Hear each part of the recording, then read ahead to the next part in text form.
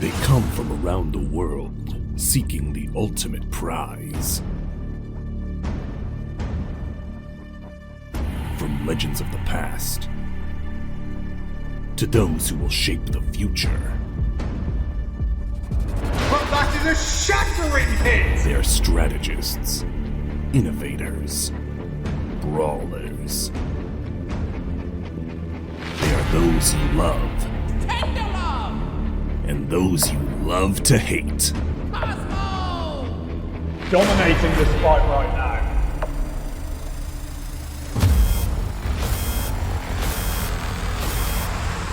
Some of the most brilliant minds on Earth. They're robots, more powerful than ever before. This is absolutely brutal. With weapons that dish out destruction like you've never seen. What a massive hit! They have one goal, to cement their place in robot combat history. Mars has done it! Your champion of Season 3 BashBots is Mars! In a 21st century battlefield, they will collide. More bots, more fights, and there's a main event every single night. This is the evolution of the greatest robot fighting tournament in the virtual world. Pieces all over the arena. Through 8 straight fights, only one will survive. They will raise the ultimate prize as the BashBots Season 4 champion. This is BashBots Fight Night.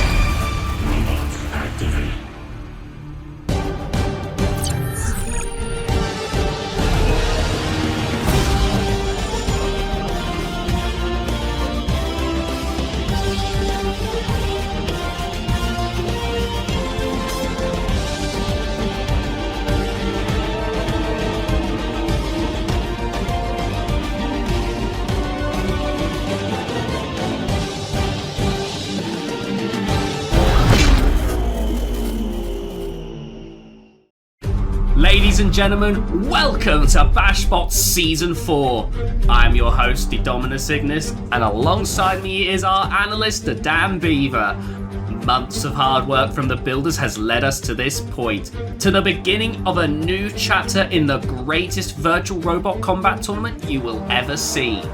Last season, 48 robots from around the world competed to become the BashBots Season 3 champion. And Mars, the new defending champion, took home that title. This season, 65 robots from 13 different countries will battle it out in our state-of-the-art arena, and they hope to raise this trophy, the Giant Wrench, etching their names into the history books. Dom, you're exactly right. So, this season, we've heard your desperate pleas and we are bringing you the highly requested Fight Night format. Each of our brilliant robots will get up to 4 fights, fighting tooth and nail to impress the selection committee just enough so that they can earn a highly coveted spot in the playoffs. Only 16 robots will make it to that stage, and from there it's just 4 straight wins if they want to take home the championship. And of course, as usual, the fights will be taking place inside the BashBox, home to the hazards we have come to love over the last 3 seasons, including the drums, the spikes, the kill saws, the floor flipper, and the pit. The walls on the sides of the arena have been extended upwards, however you will still be able to flip robots out. The arena might look similar, but it's actually 15% larger than the previous seasons, giving our robots much more fighting space. Alright, so let's take a look at Season 4's opening night fight card. We have 5 fights lined up for you tonight, and each promises to be an absolute spectacle. Kicking things off, the returning Lifterbot Tenderlove will face off against the rookie Lifterbot Mulsan. After that, the ring spinner of Liberator will be looking to liberate the dual bar spinners of Panther. The third fight of the night will see the defending champion face off against everyone's favourite ladder-wielding robot, Erod.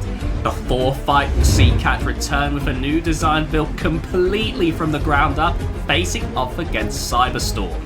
And for our main event, we have a massive treat in store for you as Jonathan Schultz himself steps into the BashBots with Huge facing off against that Discord guy and Rampage in a battle of the BattleBots. So without further ado, let's take a look at our first fight. So, with a first fight, you usually expect a big spinner, you expect a very big, just a big hammer, something exciting.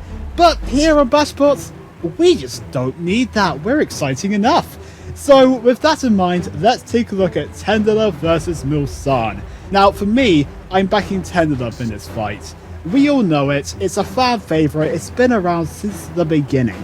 It has a much sturdier design, it has a much more powerful drive, the lifters so much better, and of course we know it can deliver. It did reach 4th place in Season 2, however, Neroli thinks with these upgrades this season, this could be the best shot he's ever had.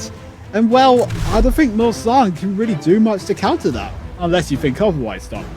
You raised some good points, but while Tenderlove's drive has been improved, Mulsanne has one of the fastest drivetrains in the competition, which is pretty fitting considering it's partly based on a race car. This means that Tenderlove's improvements may not match up. Plus, the inspiration is based off of P1, which I've always felt is an incredibly strong design. And in a fight like this, driving is key. I think Mulsanne could end up edging this one out.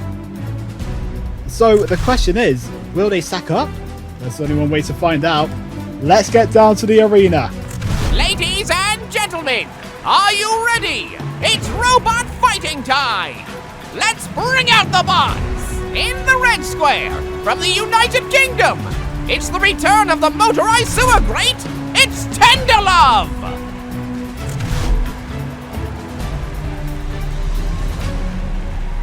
In the blue square, from the United Kingdom, it's a design too daft even for the TVR, it's Mulsanne!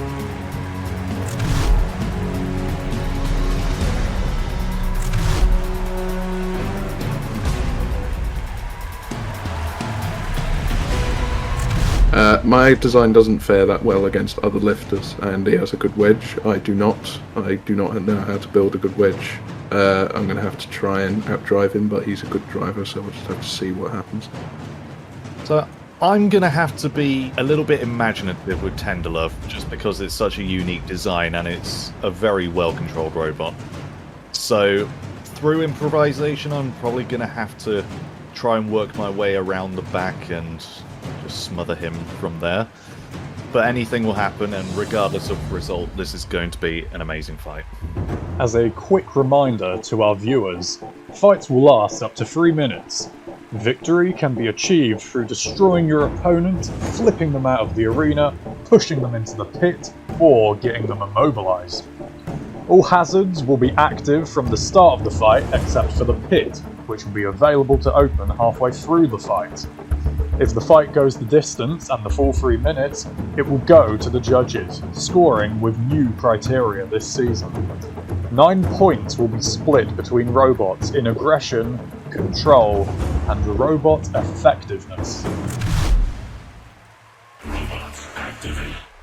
So the first fight of a brand new season, a familiar face in Tenderlove and a brand new robot in Mulsanne. No spinners here, we're going to have a tactical and tight affair.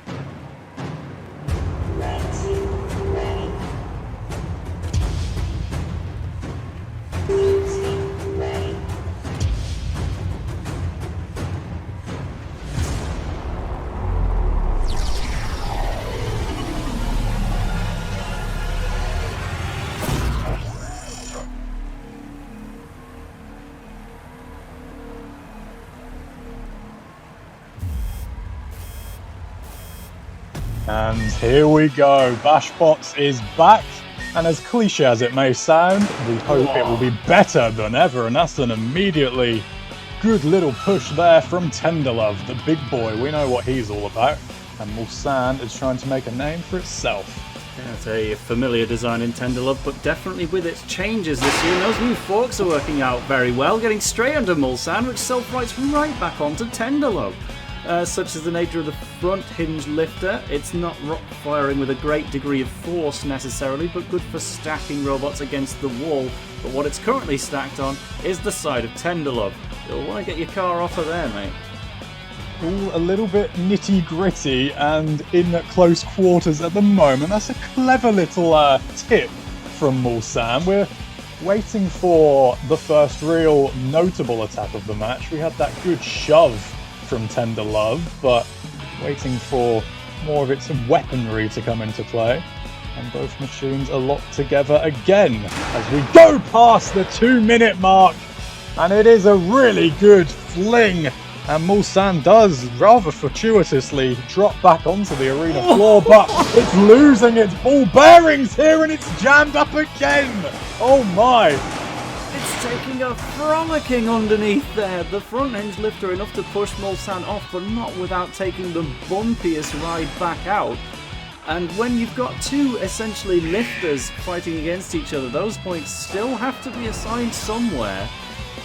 And it is going to come down to those arena hazards, and at the moment, the big stabbing attacks of Tenderlove's forks that are going to swing it. It's not necessarily done much to Mulsanne, but I would say Tenderlove has done more to Mulsanne than the other way around.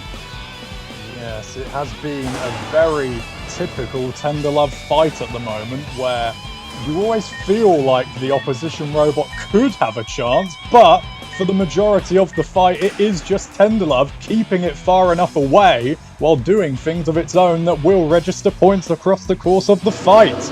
And with 45 to go here, Mulsanne is still trying to get notable attacks in, but is really struggling.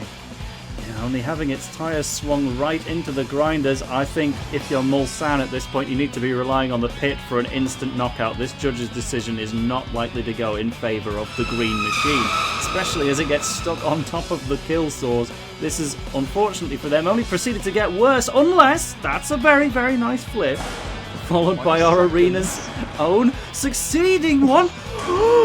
Oh my, that is a very clever way of gaining some late points here from Mulsanne. And can it do something incredible in the last few seconds?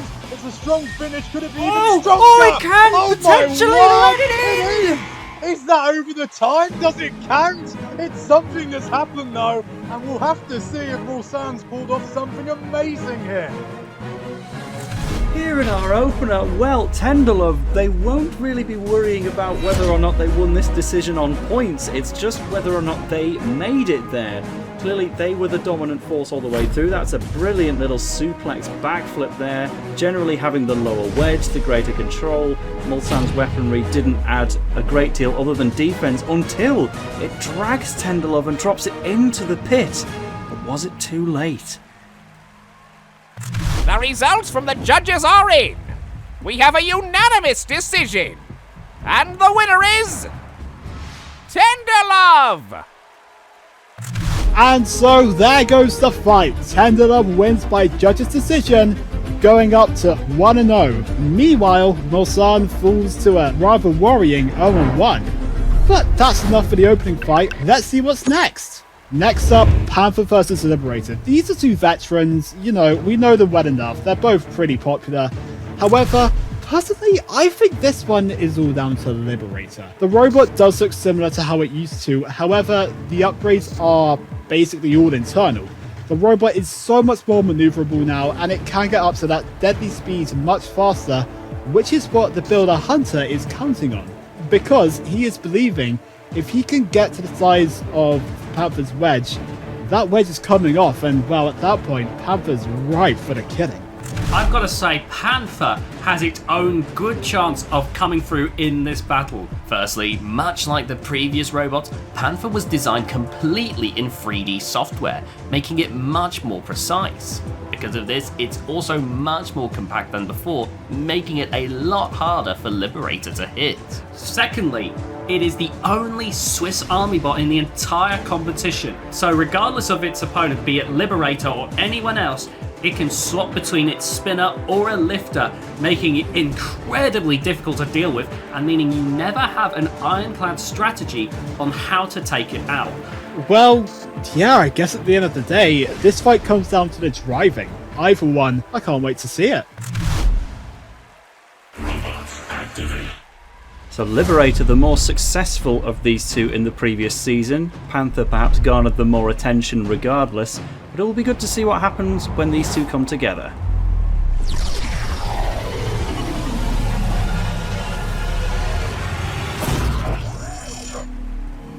Looking forward to this. Big wide wedge. You know how that went last season.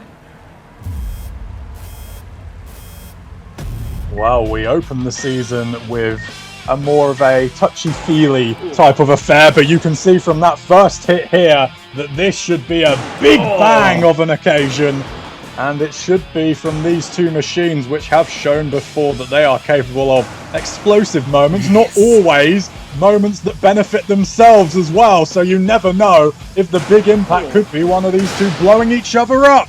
Indeed, Panther looking a lot smaller this season, but nevertheless durable, using that anti-horizontal wedge to just completely resist Liberator. Maybe not that time, taking a sustained hit to the weaponry. They are running the 2 vertical discs on this occasion after the lifters cost them last season, but it's going well for Panther. I would say that Liberator is clawing back into this. Liberator just stalled for a second there, but is back up to speed again. Is capable of something deadly, but so far, Panther does seem to have its A-game on point here. Are we now going to see a big impact that we're used to from Panther? Flicks it up again. Yeah, it can be really hard to work out a measured angle of attack with Liberator when Panther is just staying wedge first, but they did manage to find an excellent collision there anyway to send it tumbling away. You want to either clip those corners or just full kamikaze and hit them on the weapon to do as much damage as you can. Liberator, I do trust that they're going to hold up defense-wise. That entire weapon is their outer defense, but if they're stuck on top of the grinders, that's when we're going to see damage to the wheels. Not good. Very bad, actually. They do seem completely jammed up, and the count-out did start, and rightly so. But Liberator did come back down, but not without some punishment when it landed from Panther from above. And now we see the blue side of Liberator. Can that help stop the blues that it's been feeling for most of this fight, to be honest, because it's been punted around the place. Right back in, frisbeed into the grinder, restoring the colour red perhaps, or just keeping it square tight in the middle again. Tumbling, rolling, and as we can see from that impact, the pitch was also depressed as Panther collided into the button in the background. Driving over the kill saws to make sure the front of that wedge can be hit by Liberator. That was a bit of a mistake on Panther's part, and it's hurried to get the follow-up, but the kill saws have returned the favour on Liberator, which takes to the skies. Obviously, when you've got those horizontal propeller-like blades spinning at full whack, you're only going to go even higher when you're launched into the air. If you keep it level, you're helicoptering away.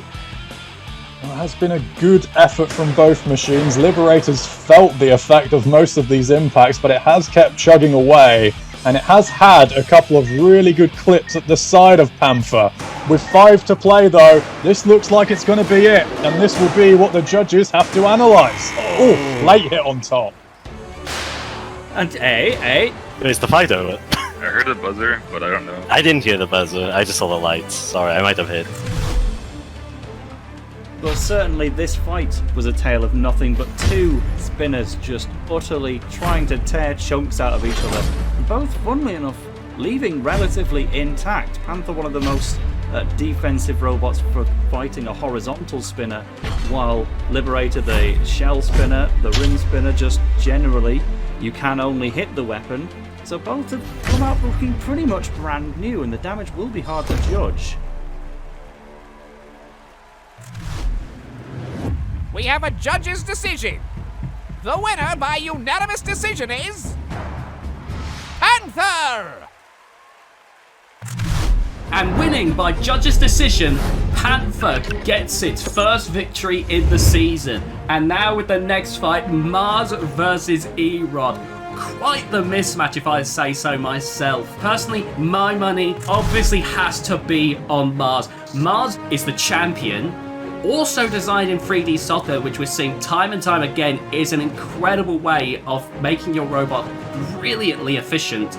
It's practically identical, but how do you improve something that's already won a championship? And RoboBowler, being the owner of the Gary's Wars server, is clearly dedicated to this, and I think if you keep all of that in mind, I just think it's no question. I don't think Erod has a chance in this. Erod, the Yekrin roller coaster of death. Well, for one thing, Yugatom has a lot of experience as well. In fact, with this exact robot, it's been around since 2015 if my memory serves me well, and that's a lot of experience in it right there. But there's one change.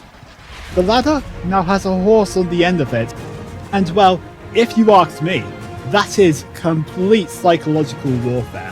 Erod has this, no question. You know, I can't argue with logic like that. But we don't have to do any more predicting, as we're going to head down to the arena to watch them battle. So we get to see our defending champion Mars in an episode 1 for once, not holding back this time. Is Erod going to pose any challenge for them? I'm not sure.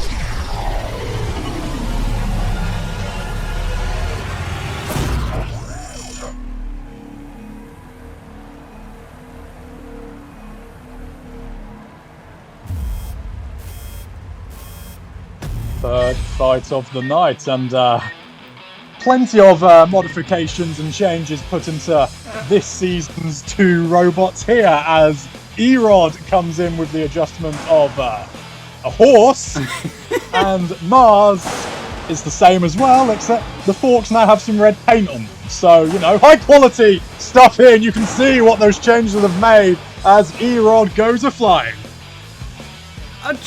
I truly worry for the horse. With every missed swing, it's only serving to break more of it, even if it's not a real horse, you know. If you've taken it from like a carousel or something, they're not exactly in infinite supply. Hope they've got some spare horses in the back there as they get launched towards the grinders by Mars. Out-wedging it though. The red paint on the fork's not doing enough of a job then, huh? That's the concern with the horse, isn't it? When it flicks, when it fires forwards, the hooves will be getting chipped and carved up, and when it gets knocked backwards over itself, the horse's head smacks into the floor. So, it's not exactly going to keep itself in the best of check here. But back to the fight, and Mars gets a decent little flip in there, and another one. And this is what we are used to from the champ. Yes, it is the champ, believe it or not. Easy to forget, but when it show us why it's the champ here, not quite, but a good flip nevertheless. So our horse is the first living combatant to exit the arena and come back into it, yes?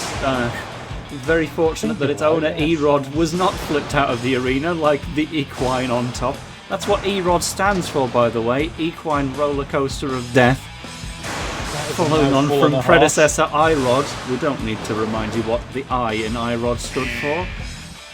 I think the horse has moved more than Erod, the actual machine, has here. It's absolutely flipping and flopping all over the place, but it's not clipping and clopping its way to victory as things stand, because Mars, as it gets out wedged again, by the way, that is rather worrying for Mars, but it has put in quite a few flips with 50 seconds to play. Nevertheless, our champion hasn't knocked out Erod of all things yet. Come on! And the horse being too big to get it over there. Oh, finally!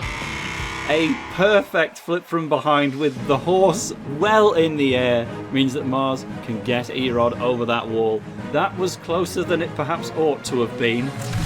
Here's the opening exchange from Erod to say, I don't care about your newly painted forks or your champion status. I'll get underneath that flipper. You'll need to work a little bit harder to get me over, or indeed out of the arena, because that equine serving as quite the defensive addition. It didn't split in half or anything, which is nice. Mars generally controlling the match until the knockout blow was delivered.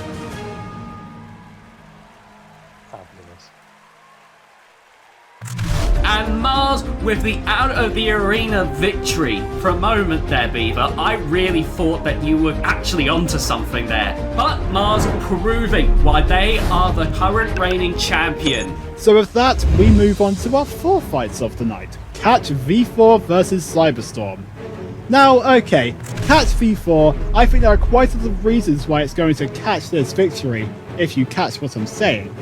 It's been completely redesigned from the ground up, and it's a front hinge flipper now, which we've seen do pretty well in BashBots, especially if you remember Claymore from last season.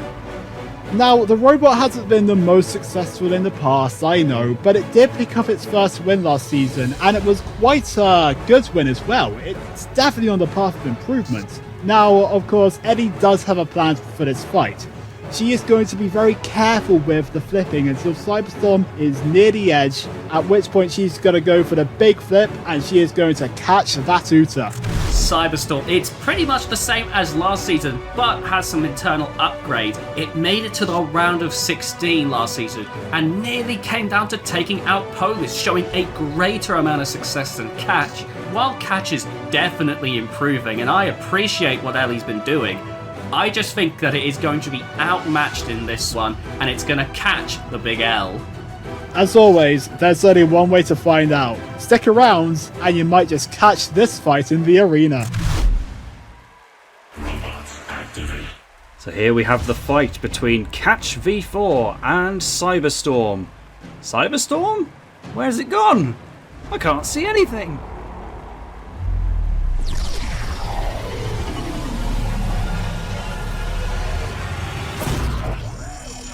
Oh boy.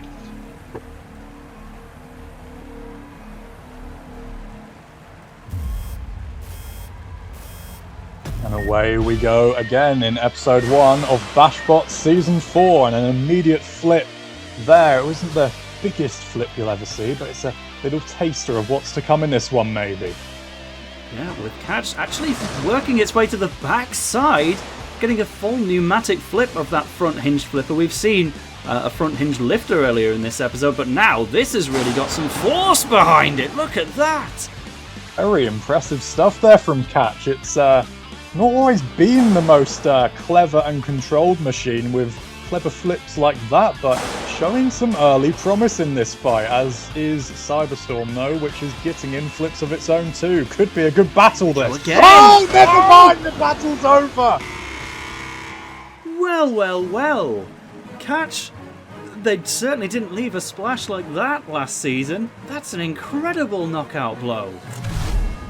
Yeah, they were right off the bat. They did get flipped by Cyberstorm, but that would prove to be the only real attack of note from Cyberstorm altogether. The power behind that Catch V4 flipper has truly impressed us. This could be an impressive, almost newcomer to look out for here. And winning by KO, Catch caught the big dub. Before we move on to the main event, let's take a look at how a few more teams secured their first victories. First up, it was a clash of the veterans as Atlas and ETA faced off. Unfortunately for Moldy, his flipper was no match for the previous third place finisher, and Atlas dominated the fight, taking a unanimous decision. After that, another fan favourite in Thunderwave took to the arena, facing off against the rookie but Skull Cruncher from the Rampage clan. While the fight certainly started out looking even, it wasn't long before Thunderwave ripped a wheel off the drum spinner, and the knockout blow was dealt very soon after, with Ounce's terrifying spinner taking the knockout win. Finally, after taking a break from the robot last season, Sploodle stepped back into the BashBots for the highly anticipated return of Amethyst. The first bot in its path was Slapshot, and the blender had no issues ripping all 4 wheels from underneath the flipper, leaving it immobile. We'll be seeing more from all of these robots later on in the season, but for now it's back to the fighting for our main event. And I've got to say, this is a massive main event, as it's Huge versus Rampage. My god, what an incredible fight for the viewers here today. And once again, for me, this is a no-brainer. Huge has this fight in the bag, not only driven by the man himself, Jonathan Schultz, it's built by the builder of Cosmo, Business Cat, meaning that there is a great deal of pedigree behind this robot, and given that it's had a fair bit of success in BattleBots, there's a lot of people believing that it's going to have a similar level of success here in BashBots, me included. I see what you're saying, and they're good points, don't get me wrong. However, BattleBots and BashBots, they're very different tournaments. The physics are completely different. And, well, Huge is a design that people know how to defeat. Huge has never really fought much in the way of small verts before, so we can't predict how this fight's going to go. As well as when you think about the fact that the builder of Rampage, that Discord guy, is very experienced with this type of robot combat. In fact, he was in last season with Orca, which fell in the wildcard Rumbles, but that's still more experience than Jonathan has. Ladies and gentlemen, it's time for the main event! In the red square from the United States, it's the only robot where being wide and wobbly is a compliment! Introducing Huge!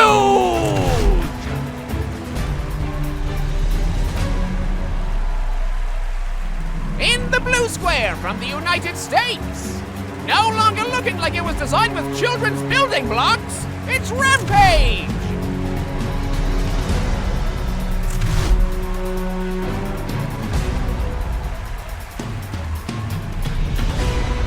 There isn't much of a specific strategy for Rampage that's any different than any other small vertical spinner that we'd normally fight. So it's going to be just trying to attack on right by where the weapon's mounted, try and sneak around the side. If he gyros up, pop him and throw him from that. And otherwise just kind of rely on Huge to do the Huge thing. Alright, so strategy for this fight is to stay on the side of it for the entire time. I do not want to get hit by that spinner. It can do a lot of damage. I don't feel like dealing with that. So the plan is to just stay on the side of the wheels the entire time. Hopefully we can knock part of him off and make him unbalanced. We'll see how it works.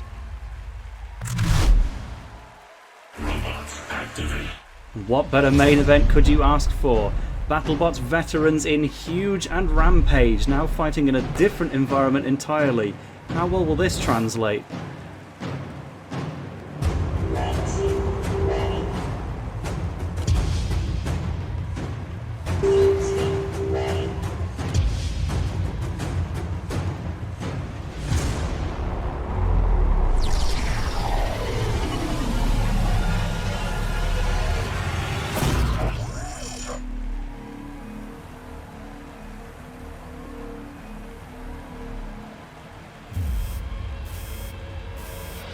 Well, when the BattleBots guys next meet up, they won't be talking about how well they do in the actual event. They'll be talking about who gets the bragging rights in this one. The BashBots main event for episode 1, and Rampage has already been knocked over and carries itself to the arena wall.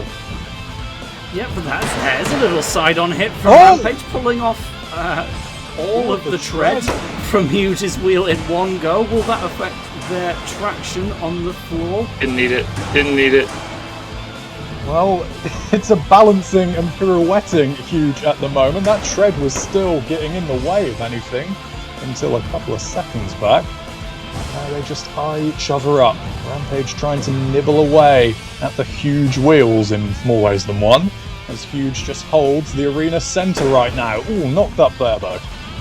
It seems that Rampage has actually done a fairly good job, all things considered, of continually hitting those wheels without taking too much damage until they went full first and turned themselves over, now going right under the spinner. Huge hasn't really been delivering those attacks itself until that occasion. Rampage more putting itself either in the face of danger or the face of adversity, and that hit has thrown Huge into the ceiling, and I think they've lost at least one wheel in that interaction, maybe on the way to losing two. But they're still driving okay for now. Yeah, it's the front right wheel of Rampage that is now missing. And it's a shame for it there to take such a big impact, because it was seeming to drive around Huge pretty well. There we go. There we go.